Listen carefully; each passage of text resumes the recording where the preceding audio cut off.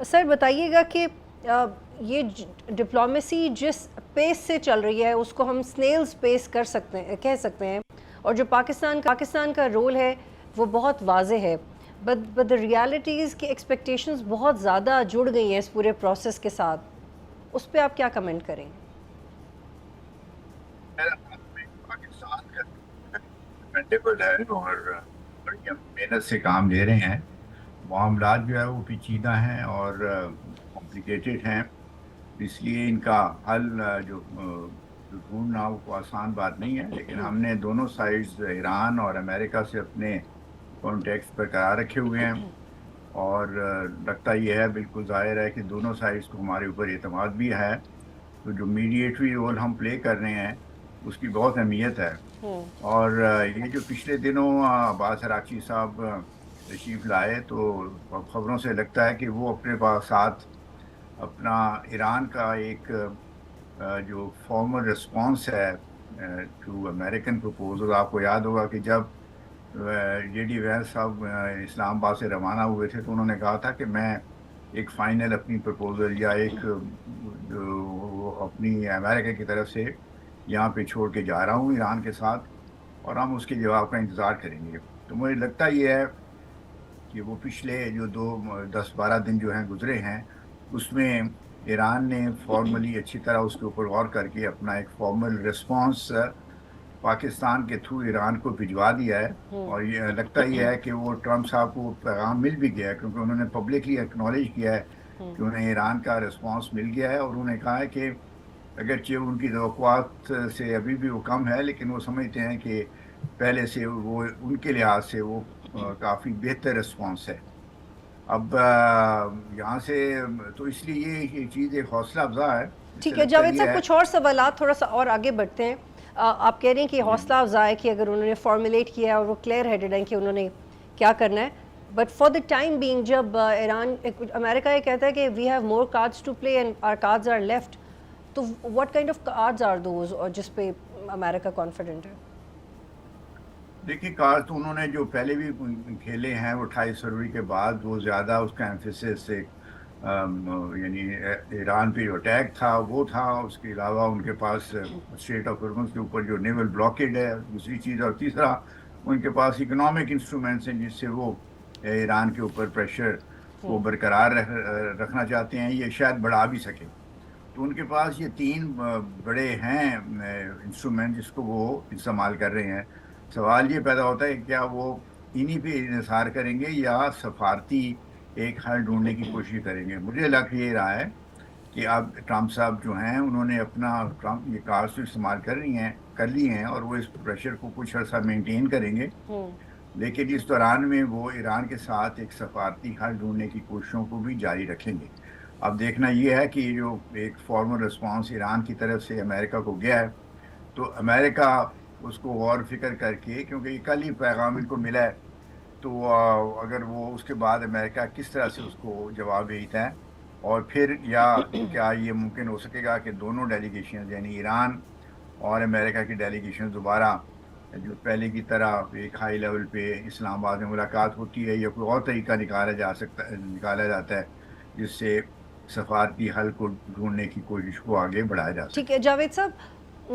اس حوالے سے آپ کی کیا اوپینین ہے کہ فی الحال تو یو ایس اور ایران دونوں کا اعتماد سفارتکاری کے لحاظ سے پاکستان کے اوپر ہی ہے، لیکن پچھلے ہفتے میں 2 دفعہ رشیا بھی آفر کر چکا ہے ثالثی کی، وہ بھی کروانے کو تیار ہے. چائنا بھی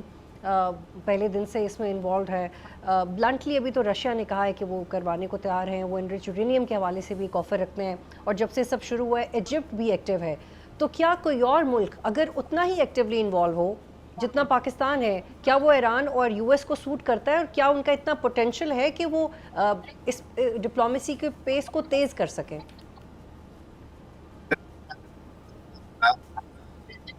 جس طرح سے ٹرمپ صاحب ہمارے لیڈرز کی تعریف کرتے رہتے ہیں، اور جس طرح سے ایران نے پاکستان کے اوپر اعتماد کا اظہار کیا ہے، اس کو اگر مد نظر رکھا جائے تو فی الحال تو لگتا ہے کہ پاکستان ہی میڈیٹر کا رول جو ہے وہ پلے کرتا رہے گا. اور صاف ظاہر ہے کہ ہم نے اپنی کوششیں جو جاری رکھی ہوئی ہیں، تو ہم نے دوسرے ممالک کو بھی ساتھ لے کے چلنا ہے، جیسے ترکی ہے، مصر ہے، سعودی عربیہ ہے، چائنا ہے، رشیا ہے، تو ان کو بھی ہم نے باخبر رکھا ہوا ہے، اور ہمارے لیڈر ان سے گائے بگائے یعنی گفتگو بھی کرتے رہتے ہیں۔ اب کل ہی میرا خیال میں شہباز شریف صاحب نے ایران کے صدر صاحب سے بھی وہ جو ہے رابطہ کیا ہے اور اس سے گفتگو کی ہے۔ تو یہ سارے جو کوششیں ہو رہی ہیں، اس کا مقصد یہی ہے کہ کس طرح سے اس سفارتی ایفرٹ کو آگے بڑھایا جائے، اور جو لیٹسٹ انڈیکیٹرز واشنگٹن سے آ رہے ہیں، وہ میں جیسے پہلے عرض کر چکا ہوں، وہ حوصلہ افزا ہیں، اور ہمیں ان چیزوں کو مد نظر، اب صاف ظاہر ہے میرے پاس پوری ڈیٹیل تو نہیں ہے کہ اور امریکہ نے کانفیڈینشلی کیا کیا ہمیں کنوے کیا ہے، لیکن جو پبلک اسٹیٹمنٹ ٹرمپ صاحب کی تھی وہ انکریجنگ تھی، اور اس سے لگتا ہے کہ معاملات کو مثبت رخ میں یا پازیٹیو ڈائریکشن میں لے جانے میں مدد ملے گی۔ اور اگر کوئی اور ملک for example Russia actually role play کرنے کی کوشش کرتا ہے تو وہ پسند بھی نہیں کیا جائے گا امریکہ میں، کیا ایسا ہے؟ جی جی بالکل آپ کی بات درست ہے۔ رشیا کو کوئی رول یہ دیا جا سکتا ہے کہ جیسے مثلاً 440 کلو گرام کے قریب جو ایران کے پاس 60% ہائیلی انرچ یورینیم ہے، وہ اس کی ڈائلیوشن کرنا یا اس کو ایک کرنا، وہ کس جگہ کیا جائے گا؟ ایران میں ہی کیا یہ کام کیا جائے گا یا رشیا میں کیا جائے گا؟ جہاں تک مجھے یاد پڑتا ہے 2015 کا جو JCPOA تھا، joint comprehensive plan of action, اس میں جو اس وقت ہائیلی انرچ، لیکن زیادہ 20% پہ انرچ یورینیم تھا، اس کو ڈائلیوٹ کرنے کے لیے وہ رشیا نے ذمہ داری لی تھی، اور انہوں نے وہ وصول کر کے اس کے بدلے میں ایران کو اتنا نیچرل یورینیم دے دیا تھا۔ تو اس قسم کی ہو سکتا ہے رول رشیا کسی وقت ضرورت ہو تو وہ پلے کرنے کی اس کی ضرورت پڑے، لیکن جو سینٹرل میڈیٹر رول ہے، میرا نہیں خیال اس وقت پاکستان سے بہتر ایران اور امریکہ کو کوئی اور پارٹنر ملے گا جو میڈیشن کا رول اس طرح سے پلے کر سکے جیسے پاکستان نے بحیثیت قوم کے اور ملک کے، اور ہمارے لیڈرز نے بہت سول اینڈ ملٹری سائڈ پہ پلے ٹھیک کیا ہے ہے۔ جاوید صاحب، ایک اور سوال کہ جو تسنیم اور فارس ہے IRGC سے ایفیلیٹڈ میڈیا آؤٹلیٹس، وہ یہ کہہ رہے ہیں کہ نیوکلیر نیگوسیشنز کا کوئی چانس ہی نہیں ہے US کے ساتھ۔ Why any power in the world, including Pakistan for now, is not able to